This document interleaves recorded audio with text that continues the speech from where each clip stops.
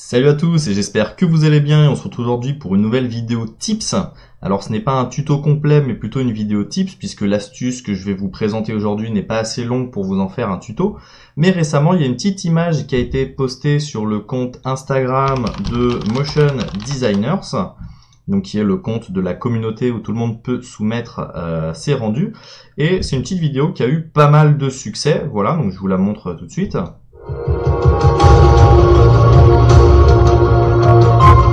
Donc voilà, c'est une petite photo animée qui a été faite par, qui a été prise par Monsieur RSVN, que je vous invite à aller suivre sur Instagram, et qui a été animée par Mister Arafim. Donc les liens seront dans la description, bien évidemment, pour suivre ces artistes. Hein. Franchement, il y a des superbes photos. Donc ça, c'est la photo originale. Et à la fin, comme vous l'avez vu, il y a une petite animation qui est franchement sympathique, qui a plu à beaucoup de personnes. Alors je me suis dit que voilà, fallait peut-être montrer l'astuce puisque certains l'ont demandé. Alors c'est une astuce qui est absolument pas nouvelle et que j'avais appris à l'époque sur Vidéo Copilot avec le tuto Animating a Still. I'm on the LAN. Donc voilà, Andrew Kramer, si vous ne connaissez pas Vidéo Copilot, je vous invite à aller suivre tous les tutos qu'il y a sur ce site, c'est vraiment pas mal du tout. Donc aujourd'hui, je vais vous montrer comment est-ce qu'on peut recréer ces petites animations toutes sympathiques avec After Effects et imaginer comment le faire sur plein d'autres images. Donc pour ce tuto, en plus pour vous montrer, je reprends l'image originale donc du photographe RSVN, qui est en description bien évidemment pour tous ceux qui veulent se régaler les yeux, et je vais vous montrer rapidement comment est-ce que on peut faire ce genre d'animation, donc la technique. Donc vraiment rien de compliqué, c'est excessivement simple. Ça se fait avec l'outil Fluidité. Donc l'outil Fluidité, c'est un outil qu'on va retrouver aussi sous le nom de Liquify dans les versions anglaises ou sous Photoshop et qui va nous permettre de créer des déformations. Et l'avantage de l'outil d'After Effects comparé à celui de Photoshop, c'est qu'on peut mettre des clés d'animation. Donc on a quantité de petits outils de déformation qui vont être tout à fait sympathiques et qu'on va pouvoir animer avec un pourcentage de distorsion. Donc très rapidement, on peut venir créer des effets très sympathiques, voilà, sur la cascade, sur la lune, voilà, qui bougerait. Enfin, il y a quantité de choses qu'on peut imaginer faire. Donc aujourd'hui, je vais vous montrer grossièrement le process et la technique, comment elle a été faite, mais en y passant un petit peu plus de temps, on peut arriver à des résultats qui sont beaucoup plus propres. Donc si vous voulez vraiment faire le process en entier et faire ça très proprement, le mieux va être de masquer les zones fixes que vous ne voulez pas animer. Par exemple, ce rocher, par exemple cet arbre, et le mettre sur un calque, voilà, séparé pour être sûr de ne pas y toucher. Voilà, donc il faut faire le détourage correctement, mais voilà, j'essaye de vous montrer un petit peu comment est-ce qu'on peut éviter de toucher à certaines zones qu'on va pouvoir venir mettre en premier plan. Donc voilà, on se fait un premier plan et ensuite on se fait un background et ça nous permet d'avoir du coup un petit premier plan qu'on va pas toucher par notre animation. Donc ça c'est assez important. Pareil, si on veut que le ciel ne bouge pas, on pense toujours à faire un petit détourage au préalable. Pareil pour le petit bonhomme, hein, si on a envie que celui-ci reste fixe et ne soit pas touché par un petit coup de pinceau. Donc voilà, là je fais vraiment du détourage rapide pour vous montrer qu'il faut utiliser du détourage. Bien évidemment, plus vous allez y passer de temps, plus ça va être joli. Hop.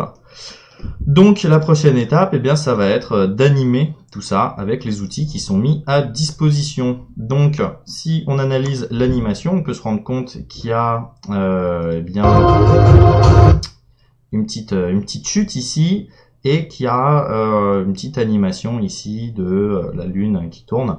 Et on se rend compte qu'il y a un petit blending d'image, c'est-à-dire qu'au bout d'un moment, on revient avec une sorte de fondu sur la même animation. Alors plusieurs techniques sont faisables, hein. Soit on peut faire une même animation et puis faire fusionner tout le temps le même calque, soit on peut se faire beaucoup de calques différents avec des animations différentes qu'on va faire fusionner entre elles. Donc aujourd'hui je vais le montrer qu'avec un seul calque, mais imaginez qu'il est possible de le faire avec plusieurs calques. Donc je prends ici ce petit outil et je viens commencer à déplacer ma lune. Alors là, ça déplace le rocher, mais c'est pas grave, puisque je vais avoir un rocher fixe devant. Alors, il faut un petit peu adapter le masque pour que ce soit vraiment bien fixe. Hop. Voilà, ça on s'en soucie pas trop. Hop, voilà, je continue de bouger le tout. Alors, contrôle plus clic gauche pour... alors, déjà, je suis pas sur le bon calque. Contrôle plus clic gauche pour grossir ou dégrossir le pinceau. Et après, voilà, clic gauche pour faire bouger le tout. Donc là, je fais le tout vraiment assez rapidement. Et voilà, j'ai ma petite animation. Donc on va pas aller plus loin. Pour aller beaucoup plus loin, passer beaucoup plus de temps. Alors pour revoir la distorsion, il faut se remettre à 100. On pourrait passer voilà, du temps pour faire en sorte que tous les pixels soient bien bougés, qu'on puisse pas remarquer de distorsion. Hop, je vais bouger dans l'image. On va aussi penser à la petite chute d'eau. Voilà, donc là pareil, on imagine qu'il y a, voilà, qu'il y a une petite animation de chute. On bouge tout ça. On pourrait prendre du temps comme l'artiste aussi pour se mettre avec de très petites valeurs, venir zoomer à certains endroits et puis déplacer petit à petit le tout. Donc comme je vous l'ai expliqué, plus on y passe de temps, plus ce sera beau. Voilà, donc là j'ai mes petits mouvements, hein, que je peux même pouvoir beaucoup amplifier, je pense, dans cette zone-là, pour avoir vraiment une impression de chute d'eau. Hop. On peut se mettre quelques petites clés d'animation sur le pourcentage de distorsion, par exemple, que je viens mettre, j'en sais rien moi, 2 secondes ou à 1 seconde. Voilà. Donc ici, voilà, ça bouge, on a notre animation, donc qui est assez légère hein, sur la Lune, j'aurais pu le faire plus fort. Et ici, bien le principe, c'est que je vais venir dupliquer ce calque et le faire blender à un moment avec de l'opacité pour qu'on ait l'impression qu'il y a une animation bien constante.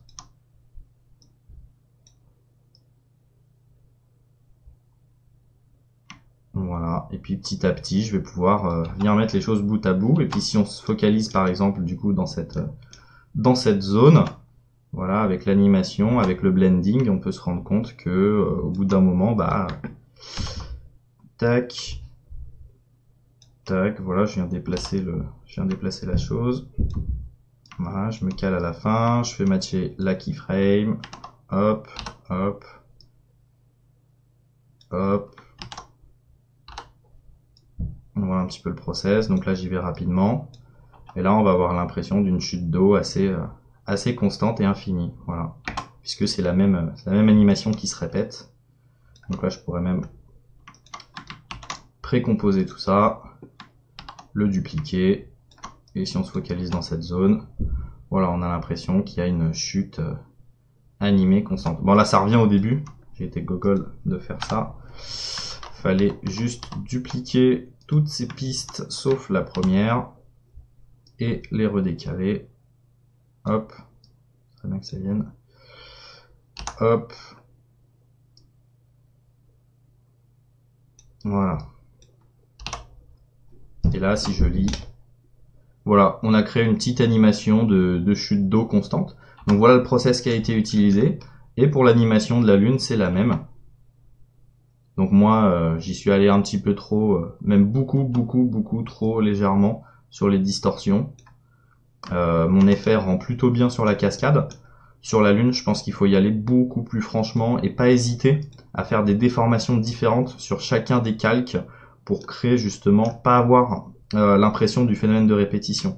Par exemple, sur ce calque, vous allez changer des petits éléments de fluidité, vous allez faire voilà, des déplacements dans un sens.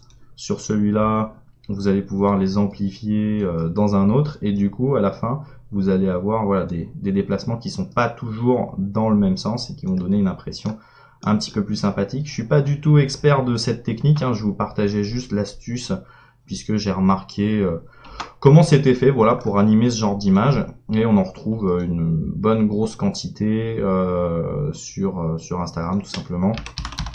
J'en avais partagé une autre d'un autre artiste que je vais vous mettre en description. Il y avait celle-ci qui était assez sympathique, voilà.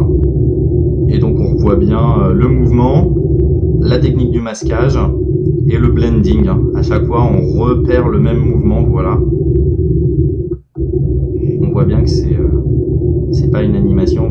truc disparaître, apparaître, disparaître, apparaître. Donc voilà, c'est un calque qui a été multiplié, les petites animations. Voilà, bah écoutez, j'espère que cette petite vidéo vous a plu, que vous avez pu découvrir la technique et que vous allez vous amuser. Comme je l'ai expliqué, je suis pas du tout expert de cette technique, je l'ai pratiqué qu'une ou deux fois, mais comme ça m'a sauté aux yeux et qu'il y a vraiment énormément de gens dans le groupe Motion Designers Community, qui est notre groupe de partage et d'entraide, qui ont posé la question, je me suis dit que voilà, j'allais pouvoir expliquer le procédé et qu'il y en a sûrement beaucoup qui pourraient, qui vont pouvoir s'amuser. Donc tous ceux qui vont bien s'amuser avec cette petite vidéo, n'hésitez pas à poster les rendus dans le groupe. Vous pouvez même les soumettre à la page Motion Designers Community, sur laquelle vous pouvez vous abonner, hein, le lien est dans la description, et donc on partage les plus beaux rendus de la communauté. Donc voilà, c'est un moyen d'avoir un petit peu de visibilité, et puis même pour les gens de voir des animations plutôt sympas. Et ceux qui veulent nous rejoindre sur Discord, vous pouvez nous rejoindre, le lien est dans la description. C'est un forum de partage et d'entraide sur lequel vous allez pouvoir trouver plusieurs talks, retrouver les news, trouver les tutos de la communauté, demander des critiques sur vos travaux qui sont vraiment pour beaucoup très sympathiques. Voilà, il y a énormément de choses très sympas, partager voilà du flat design, de la 3D, du VFX, voilà, ceux qui font de la photo, vidéo, vous pouvez faire plein de petits partages. Voilà, c'est une communauté vraiment très sympathique que je vous invite à rejoindre avec beaucoup de membres. Voilà. Bah écoutez, c'est la fin de cette vidéo et on se retrouve très bientôt pour de nouvelles vidéos. Voilà, n'hésitez pas aussi à vous abonner à la nouvelle chaîne Motion Designers Community que vous trouverez dans les sélections de chaînes, où vous allez trouver plein de rendus et plein d'inspirations. Et comme d'habitude, il y a toujours les autres chaînes partenaires. J'oublie de les citer quelques fois. Mais voilà, pour tous ceux qui veulent se lancer sur After Effects, il y a les MS Design, vous avez Lil Guy Design, vous avez C4D débutants, vous avez vraiment plein de chaînes YouTube de Français qui produisent énormément de super contenu. Voilà, c'est quand même de l'apprentissage gratuit, c'est super cool la famille. Allez, ciao!